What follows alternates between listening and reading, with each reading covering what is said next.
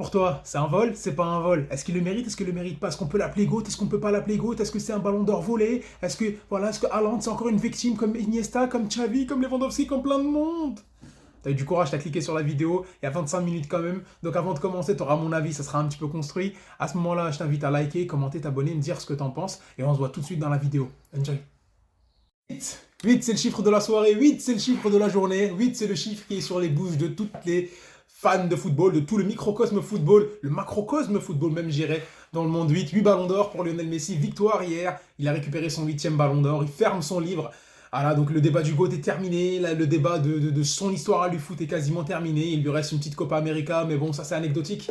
8 ballons d'or, c'est bon, ça fait plaisir. Bah, moi tu vois j'ai le smile en tant que fan du FC Barcelone, en tant que fan de Lionel Messi, en tant que fan du football, forcément j'ai cet immense smile-là parce que bah, c'est ton joueur préféré, c'est un joueur qui mérite tellement de remporter des récompenses individuelles. Et celle-là, genre, elle sanctionne cette fin de carrière. C'est un petit peu le dernier coup d'émotion que tu peux avoir parce que la fin se profile pour lui et pour tout un pan de notre histoire foot. Parce que bah, nous, on a eu la chance de, moi, en tout cas, j'ai eu la chance pour beaucoup de jeunes aussi de ma génération de grandir et de découvrir le foot et vraiment l'apprécier à travers l'évolution d'un Messi, sa rivalité avec un Cristiano Ronaldo, les grandes classico Real Barça. Et ça conditionne beaucoup de choses. Et d'où pourquoi on fait des vidéos maintenant pour parler des ballons d'or. Bah, c'est justement ces deux joueurs-là, ces deux monstres-là, qui ont lancé complètement cette tendance-là. Et bah, Lionel Messi, aujourd'hui, avec son 8e ballon d'or, bah, nous fait encore parler. Bon, bien sûr, j'en suis conscient. Là, je parle en tant que fan, je suis content. Je ferai quelques secondes voilà, en tant que fan pour partager mon plaisir et mon bonheur, mais j'essaierai comme d'habitude d'être un peu plus analytique. Je comprends que pour beaucoup de personnes, c'est un vol, c'est une honte, c'est un upset, comme diraient les fans de MMA. Voilà, donc Lionel Messi qui remporte ce ballon d'or. Bon, est-ce qu'il aurait fallu le donner à Mbappé, à Haaland, pourquoi pas à d'autres joueurs? On en parlera. Là, j'en ferai une vidéo pour parler de qui aurait potentiellement pu l'avoir. Pourquoi moi je considère que c'est pas spécialement un vol. Et s'il avait été donné à d'autres joueurs, ça aurait été mérité également. Voilà, donc moi je suis contre cette idée-là de c'est que pour lui ou que pour lui. Il n'y a pas de truc incontestable, quoi. Tu vois, ça a rarement été incontestable. On en parlera aussi du Ballon d'Or de 2013 et 2010. Mais bon, ça, c'est une autre vidéo. Aujourd'hui, on parle du GOAT de Lionel Messi. Le débat est terminé pour ceux qui avaient encore des doutes, pour ceux qui sont un peu de mauvaise foi. Non, je rigole. Voilà, hier, à Châtelet, à Paris, récupère son 8e Ballon d'Or. Ballon d'Or qui, selon moi, comme dirait Samuel Eto'o, mérité. Voilà, mérité. Pour moi, c'est un Ballon d'Or mérité. Et on va en parler maintenant. En fait, pourquoi il est mérité? Parce que pendant longtemps, faut se rappeler que comment le football, comment le Ballon d'Or était dépeint, comment la légende était créée.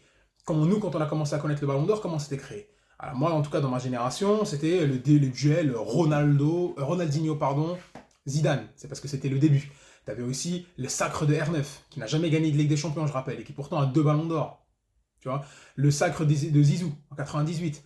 Beaucoup de joueurs aussi, ça s'est fait par le passé. Ça s'est beaucoup corrélé avec la Coupe du Monde. Et avec maintenant le changement du mode de consommation de foot, la Ligue des Champions a pris beaucoup plus de place et il y a eu un clubisme qui s'est un peu plus installé. Maintenant, dans le monde, tu as de plus en plus de fans. Avant, les fans du Barça, du Real, etc., c'était cantonné à l'Europe, en tout cas, surtout dans leur pays. Voilà. Maintenant, ça s'est ouvert. Tu vas avoir des fans, que ce soit en Algérie, en Tunisie, au Maroc, en Espagne, au Zimbabwe, en Argentine, des gros fans du Barça, du Real, du Bayern, du PSG, de tout ce que tu veux. Du coup, ces personnes-là vont avoir un gros impact aussi médiatiquement et vont avoir aussi leur part dans la communication du foot. Chacun, ne serait-ce qu'un commentaire, des avis, les partages, etc. Donc ça communique beaucoup plus et tu vas suivre ça au jour le jour par le biais de la Ligue des Champions. Et aussi, c'est un petit peu bizarre parce que le Ballon d'Or de Messi, il est critiqué par des personnes parce qu'on dit, voilà, t'as pas fait les succès en Ligue des Champions, mais qu'est-ce qui a conditionné cette façon de réfléchir-là? Bah, c'est Messi et Cristiano Ronaldo avec leurs succès successifs en Ligue des Champions. Tu vois, c'est ça, avec les Ronaldo, avec l'enchaînement des Ligues des Champions qu'avec le Real, ce que Messi a pu faire avec le Barça de Guardiola à l'époque, même le coup franc de Messi en 2019, tout ça a fait que on a rendu la Ligue des Champions ultra importante. Ultra importante, parce qu'avant, tu avais des joueurs qui avaient du succès, etc., mais une aussi grosse régularité. Bah, tu vois, Lionel Messi, entre guillemets, il a un petit peu aiguisé le couteau maintenant, maintenant le couteau qui est en train de le taper dans le dos, en disant, bah voilà, bah, t'as pas fait grand-chose en Ligue des Champions, bah, parce que toi, notamment, et Cristiano Ronaldo, vous êtes les GOAT de cette compétition-là, vous nous avez habitués à avoir des standards incroyables, ce qui fait que si tu fais pas une bonne performance, tu oublies ce que était l'essence même du Ballon d'Or à l'époque, et ce qui pouvait conditionner dans la légende de ces mêmes personnes, pourquoi R9 est extraordinaire, alors qu'il a jamais été extrêmement performant en Ligue des Champions, il l'a même jamais vraiment remporté, tu vois, il a jamais gagné, tout simplement. Tu vois, pourquoi tu vas parler d'un Buffon, alors qu'il n'a pas remporté la Ligue des Champions, même s'il a essayé, tu vois. Exactement. Donc en fait, même Zidane, quand il gagne, c'est par rapport au Ballon d'Or. Cannavaro, quand il gagne, par rapport au Ballon d'Or, même si bon, ce n'est pas quelque chose d'assez... comment te dire, c'est pas quelque chose qui a fait parler Cannavaro, mais même le Ballon d'Or de supposément de Iniesta ou de Ribéry. Donc tout ça, ça fait parler. Et moi je me dis, bah attends, donc avant, ce qui définissait un Ballon d'Or, c'était la Ligue des Champions, c'était les trophées individuels, majoritairement, tu vois. Ça a changé parce qu'il y a eu une grosse avance avec du clubisme, notamment rapporté par Messi et Ronaldo. Pendant que Messi et Ronaldo avançaient, on disait ouais mais ils gagnent pas de trophées avec leur pays, notamment après 2016 quand Ronaldo a gagné son titre et que Messi a dû attendre encore 5 ans pour remporter le sien. Donc on te tapait en disant ok, t'es le meilleur joueur du monde, ce que tu veux, tu fais tes perfs en Ligue des Champions, mais tu gagnes rien avec ton pays. Et le jour où tu gagnes avec ton pays en ayant fait ton passif en Ligue des Champions, on dit ouais mais t'as pas jumelé les deux. C'est ce que je veux dire. Alors, en même temps, dans ce même débat, tu peux dire, mais alors pourquoi Varane ne l'a pas remporté? Pourquoi Julian Alvarez cette année n'est pas censé être aussi un acteur majeur? Donc en fait, tu peux dire, ouais, mais c'est n'importe quoi, le mec il n'est pas titulaire, l'autre c'est un défenseur, etc., etc. Oui, peut-être. Mais en fait, quand tu combines tous ces arguments-là, tu te dis, mais pourquoi ils sont même pas dans la discussion finalement? Tu vois? Et moi, je me dis, c'est pas que la Coupe du Monde. Faut aussi voir le storytelling de cette Coupe du Monde-là. Faut aussi voir comment ça a été remporté. Je dis pas que Haaland ne le mérite pas. Si on avait donné le ballon d'or à Erling Haaland, moi, fine, tu vois. Moi, j'aurais dit oui, bon, c'est mérité, tu vois, Erling Haaland. Bon, pour ceux qui me disent qu'il n'y a que lui, c'est Haaland et on va le voler à Lionel Messi, je suis pas d'accord. On en reparlera dans la vidéo qui sortira après. Franchement, si tu veux vraiment voir le joueur le plus important de Manchester City, il y a une backbone quand même entre Rodri, Ruben Dias, ce qu'a pu faire Gundogan. Tu les enlèves, je suis pas sûr que Manchester City gagne non plus.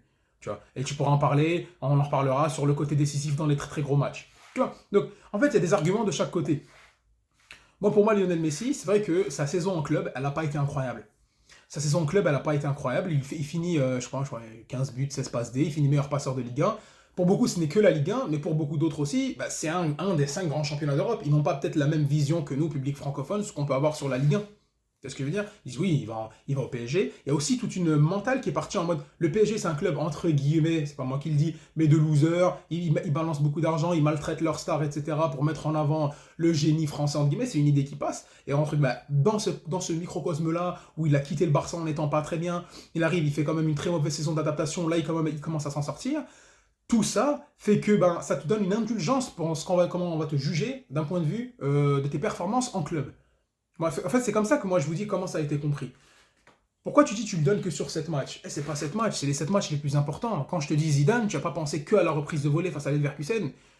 Tu penses aux 2 coups de tête qu'il met face au Brésil, alors que la Coupe du Monde 98, il est pas incroyable, c'est pas lui le meilleur joueur. Quand je te dis R9, tu vas pas spécialement penser que au dribble qu'il fait face à l'Inter. Tu vas penser à sa finale face à l'Allemagne en 2002, tu vas penser à son parcours incroyable, tu vas penser à ce que le mec a joué la Coupe du Monde 98, qu'il a gagné en 94. Voilà ce que tu vas penser de R9. Tu vois? C'est ça, quand on va te citer les grands joueurs Pelé et Maradona, même si Maradona il gagne un ballon d'or d'honneur en 95, mais tu vas penser à ce qu'il fait en Coupe du Monde. Ce que tu vas penser de Pelé, c'est ce qu'il a fait en Coupe du Monde. Notamment les 3 Coupes du Monde qu'il a gagnées, c'est encore le recordman, tu vois. Voilà à quoi tu vas penser. Voilà ce qui va te venir en tête. Ces dernières années, je vous ai dit au début de vidéo, le clubisme a tellement pris de place dans comment on pouvait voir le football que, entre guillemets, les performances individuelles ont été un petit peu réduites.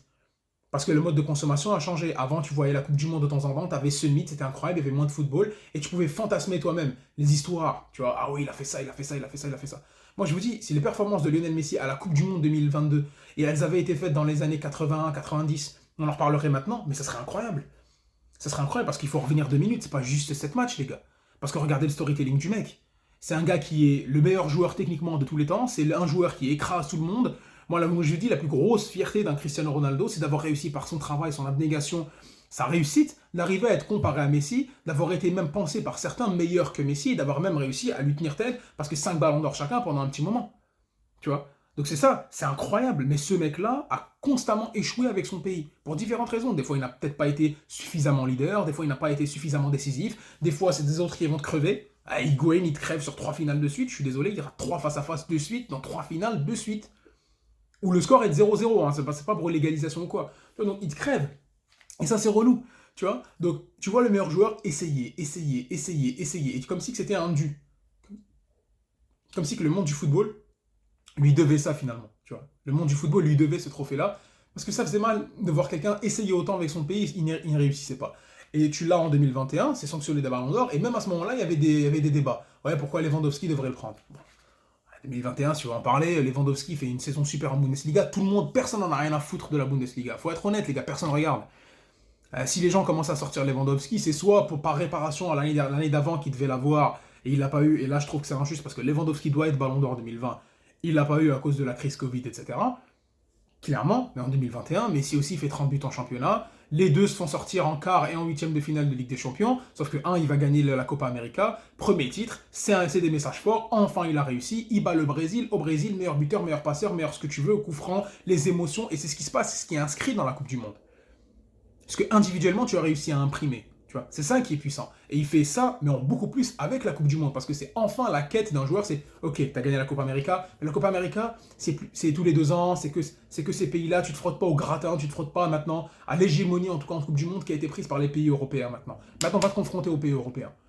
Et tu vas avec un groupe de joueurs c'est un très bon groupe, c'est une bonne équipe, mais c'est pas des individualités incroyables. Si tu prends le groupe de 2014, le groupe même de 2018, ou le groupe de 2012, 2010, en termes 2006, en termes d'individualité, c'est l'équipe d'Argentine, potentiellement sur le papier, la plus faible. Même Lionel Messi, il n'est pas au top de sa forme. Et ça, les gens en sont conscients, tu vois. Tu commences par un match où tu te fais taper par l'Arabie Saoudite en faisant une bonne première mi-temps et tu te délites complet.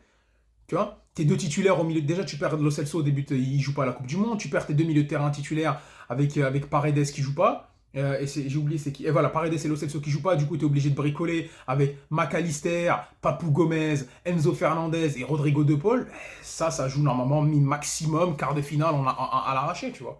Une défense centrale avec Cuti Romero, avec Otamendi, Nahuel Molina qui est remplaçant à l'Atlético de Madrid ou qui n'était pas tout le temps titulaire à l'Atlético de Madrid. Déjà, à latéral à l'Atlético de Madrid, tu dépasses pas les 50 mètres. Alors là, quand t'es un mec qui joue pas souvent, tu es en équipe nationale, Tagliafico, moi j'ai à Lyon, je sais ce que ça vaut, il se bat avec Acuna qui est même pas un vrai latéral. En attaque, tu dois avoir Di Maria, c'est un 87 aussi, il a 35 ans, il se blesse. Lautaro Martinez qui est censé être l'attaquant vraiment phare, puissant de cette équipe, il se chie complet, t'es obligé de mettre un Julian Alvarez que personne connaît, mais qui n'a même pas de moustache.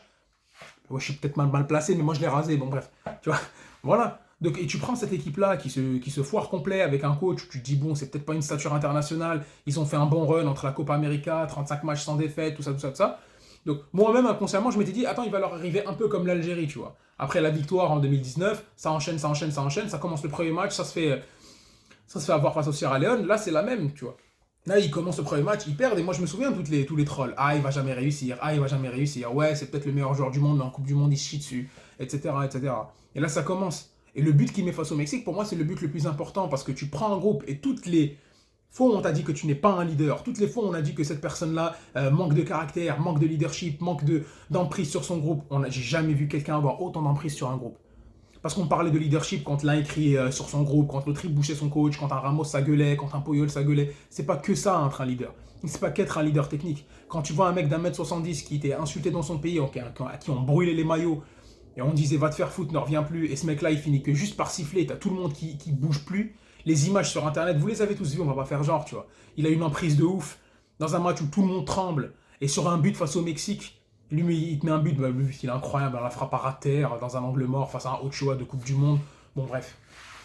Bon, c'est pas vraiment un angle mort, mais vraiment l'angle, vraiment faut le trouver, parce que pour qu'elle aille à terre avec cette précision-là, avec cet effet-là, à cette distance-là, à ce moment-là, dans cette configuration-là, dans une équipe, face à une équipe du Mexique qui est rugueuse, et tu joues déjà ta peau au bout du deuxième match, alors qu'il y a eu une pression immense, les Argentins ils sont venus en nombre, on te dit que c'est ta dernière Coupe du Monde, tu dois maintenant sanctionner parce qu'après ça tu l'auras plus. Moi je m'imaginais déjà, il va revenir en 2026, mais il aura quel âge? Tu vois, tout le monde était dans ce délire-là, et tout le monde attendait, il y avait des gens qui attendaient la défaite de Lionel Messi, et d'autres qui attendaient qu'il fasse sa magie. Et à chaque match, il t'a impressionné. Le match face au Mexique. Le match face à la Pologne où il rate le tir au but, mais il a été très important dans le jeu. Le match face à l'Australie, il fait une masterclass. Le match face à la Hollande, j'ai même pas besoin d'en parler. La passe qu'il fait, elle est incroyable. C'est l'une des plus belles passes de l'histoire. Et il a un leadership fou. Et il montre du caractère et il dit, ah voilà, il commence à être un peu plus maradonesque. Parce qu'il va se battre avec les joueurs. Et tout ça, en fait, c'est des images imprimées. Je ne vous ferai pas la Coupe du Monde juste comme ça, tu vois. Mais c'est des images qui sont imprimées dans la tête des gens. Parce que tu dis, ok, il ne gagne pas juste en mettant 2 buts à chaque match et puis c'est bon. Non, c'est pas que ça. C'est des images fortes. Parce que tout ça, ça contribue. S'il avait une équipe de malades mentales et qu'il gagne la Coupe du Monde, ça aurait été, oh, c'est bon, le GOAT, etc. Oui, mais ça n'aurait pas eu le même impact que maintenant. C'est ça ce que j'essaie de vous expliquer. C'est que tout le contexte que je vous ai fait avant, tout ce que j'ai essayé d'expliquer avant, parce que moi j'aime bien contextualiser, ça apporte en fait de la charge émotionnelle et des souvenirs. Et quand tu vois qui vote, c'est des journalistes, c'est des fans de football, que tu l'aimes ou que tu n'aimes pas Messi, c'est des souvenirs qui restent, qui sont marquants. C'est très difficile d'être en compétition face à un Lionel Messi dans une année de Coupe du Monde ou d'un Cristiano Ronaldo. Tu vois, un Cristiano Ronaldo qui va chercher une Coupe du Monde avec un Portugal qui est pas ouf, en mettant des têtes, en étant clutch à chaque fois, même s'il n'a pas ce côté magique que peut avoir un Lionel Messi avec ce qu'il peut faire face à la Croatie, ce qu'il a pu faire face à la Hollande, etc. Même si t'as pas ça, aller chercher, être clutch, mener son équipe, voir que ton équipe elle est vraiment en galère et l'envoyer, la soutenir, etc. Bien sûr que ça aurait fait banger, même si il aurait fait une saison éclatée à Manchester United et qu'il aurait été à peine correct en Ligue des Champions ou peut-être même en Europa League, tu vois. C'est ça. C'est ça ce que j'essaie de vous expliquer. Parce que regarde, en 2016, certes, ils vont gagner la Ligue des Champions, il est très bon, etc. Le parcours du Real Madrid, il est pas ouf en Ligue des Champions 2016, ils affrontent pas grand monde, tu vois. Et quand ils vont affronter, quand ils jouent cet euro-là, l'euro, c'est pas non plus la plus grosse perf individuelle de l'histoire de Cristiano Ronaldo. Ils affrontent pas de grosses équipes, il est décisif en poule et en demi-finale sur un coup de tête face au Pays de Galles, et en finale, tu la joues pas du tout, et tu te fais sauver par Saïder. Mais néanmoins que Cristiano Ronaldo a porté, de par sa présence, l'image quand il est avec Fernando Santos, ça marque. Tu vois. Donc en fait, ça peut marcher des deux côtés. Si ça marche pour l'un, dis-toi que si ça marche pour Cristiano Ronaldo, imagine la charge émotionnelle que peut générer un Lionel Messi. Au-delà de sa popularité, le fait tout le storytelling que je t'ai raconté depuis tout à l'heure, tout ça fait que ça joue. Ça joue. La performance sportive, elle est incroyable. La performance humaine, elle est incroyable. La performance en tant que leader, elle est sublime. Parce que tu vas taper la Hollande, qui est un des gros outsiders de la compétition, alors que tu avais plein de doutes, et je rappelle que toutes les occasions passées par lui, il a littéralement porté son équipe, il y avait toutes les occasions passées par lui. C'était impressionnant. C'était un peu comme ce qui se passait en 2018, sauf que cette fois-ci, tu avais un groupe qui était prêt à mourir pour lui, sachant qu'au début, il se chiait dessus. Face à la Croatie, qui est aussi une équipe qui est très cohérente, qui aspirait aussi, en ayant sorti le Brésil, à aller se retaper une finale face à la France, il te fait... au-delà du penalty qu'il met, la passe qu'il met en te traînant Guardiola, 90 millions d'euros le défenseur, le futur de la défense centrale dans le monde, il te le traîne sur 50 mètres alors qu'il a 35 ans et demi, qui est censé être en mauvais rythme et que le ballon d'or d'année dernière, il n'était même pas dans les 30. En finale, face à la France, parce que tout le monde retient le triplé d'Mbappé sur les deux pénaux et que Messi met un péno et un but un petit peu raccro, mais la finale qu'il fait, elle est monstrueuse. La finale qu'il fait, elle est monstrueuse. En tant que meneur de jeu, j'ai rarement vu ça.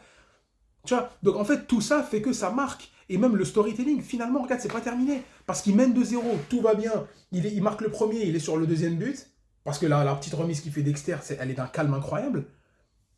Tu vas aller voir tout de suite Mbappé qui en 2 minutes te revient à 2-2. Tu dis, mais putain, c'est bon, il va pas réussir. Khalas, c'est fini, il va pas réussir. Il va encore se la perdre. Mbappé, il a ce côté un petit peu, tu sais, comme on dit maintenant, il est dans la zone. C'est maintenant, une fois qu'il est il est dans le truc, il a ce côté monstrueux. Et tu l'as vu parce qu'à chaque prise de balle d'Mbappé pendant 80 minutes, les premières, t'as pas peur. Pendant le reste, tu te chies dessus. Tu te chies dessus. Moi, je vois les matchs, je me chie dessus. Je me dis, mais c'est bon, donc là, c'est Mbappé, il met une frappe, un but. Et cet enfoiré, il met un triplé, il est pas loin de mettre un quadruplé en finale, et c'est fini. Et tu vois un Lionel Messi qui, malgré ça, prendre le ballon, les tirs au but, alors qu'on lui disait qu'il tire mal les tirs au but, là, il a fait une quasi maestria dans cette Coupe du Monde. Il va le mettre, il tire en premier. Les images, le fait que quand il finit, il dit juste c'est pour toi grand-mère, tout ça, le fait qu'enfin il a été récompensé, tu finis meilleur joueur, meilleur passeur de la Coupe du Monde, t'es à un but du meilleur buteur et t'es beaucoup moins accompagné, encadré qu'un Kylian Mbappé, t'affrontes un monstre aussi, parce qu'Mbappé, il faut en parler 2 minutes, un monstre, tout ça fait que ça sanctionne un peu plus en fait. Tous les arguments que je te donne un peu, c'est comme si tu taillais un peu plus les raisons pourquoi il a gagné ce ballon d'or là. Ça reste, c'est marqué. Ça reste, c'est marqué. Et après, quand tu vois qu'en club, comme je l'ai expliqué, je vous l'ai dit qu'en fait, les gens ne respectent pas spécialement la Ligue 1, ne respectent pas spécialement le Paris Saint-Germain, et voir que, voilà, c'était un peu de la hagra au club, lui, il a quitté le Barça, il n'a pas envie d'être là, il est prisonnier, ils font tout pour Mbappé, lui et Neymar, ils sont mis sur le côté. Donc, il finit quand même avec 16 passes décisives. Il n'a pas été les meilleurs, il s'en foutait, il s'en branlait carrément. Moi, j'ai fait des reviews où je disais, c'est mon joueur préféré, je l'aime, mais il s'en branle complètement du Paris Saint-Germain. Les vidéos, elles sont sur la chaîne, tu vois. Mais dans l'impact mondial de ce qu'il pouvait faire, c'est ce club de losers, il ne sait pas traiter ses stars, de toute façon qu'ils mettent ou qu'ils mettent pas de l'argent, ils perdent. Messi, il fait ce qu'il peut, et il a des images qui sont beaucoup plus puissantes. Et une fois que tu es en compétition face à Lionel Messi, tu perds. Il faut faire beaucoup plus que si tu étais en compétition face à un autre joueur. Parce que rien que le coup franc qu'il met face à Lille, ça imprime. C'est un joueur clutch. Tu vois, il va dire, quand dans une Liga ou dans une équipe qui ne le respecte pas, ou un jour on met tout sur Mbappé, il finit quand même avec 16 passes décisives, en s'en foutant, tu vois. Ça marque. Et bien évidemment, de l'autre côté, tu vas avoir un Erling Haaland, et on en reparlera bien sûr, mais qui n'a pas été qui n'est pas glamour dans son jeu, qui ne te fait pas rêver, qui ne te donne pas cette sensation d'être le dernier numéro 10. Parce qu'il y a aussi ça pour Lionel Messi, c'est le dernier numéro 10, réel numéro 10 de sa génération. Parce qu'on passait dans un football de transition. D'ailleurs, en club, ça marchait pas. Soit tu avais des joueurs, des coachs qui n'arrivaient pas à l'adapter dans ce système-là. Du coup, tu affrontais des équipes comme le Bayern qui étaient ultra fortes en transition, qui te rentraient dedans, qui te défonçaient finalement. Et c'est pour ça que son parcours en club à la fin n'a pas été le mieux. Franchement, je pense qu'un Messi sous Guardiola, il aurait quand même pu très bien performer vers la fin, ou avec un De Zerbi par exemple. Mais dans des clubs comme le Barça, club en faillite, limite à un moment où face au Paris Saint-Germain, où il y avait un dilemme entre lui, Neymar et Mbappé, du coup, il se faisait ouvrir, tu vois. Et c'était un petit peu la fin du football qu'on aime. Et malgré ça, le mec, il va aller quand même te chercher une Coupe du Monde en étant le numéro 10 Maestria dans un monde beaucoup plus automatisé, tu vois. C'est comme si c'était le dernier artiste dans un monde de robots. Et c'est exactement ça comment les gens l'ont vu, tu vois.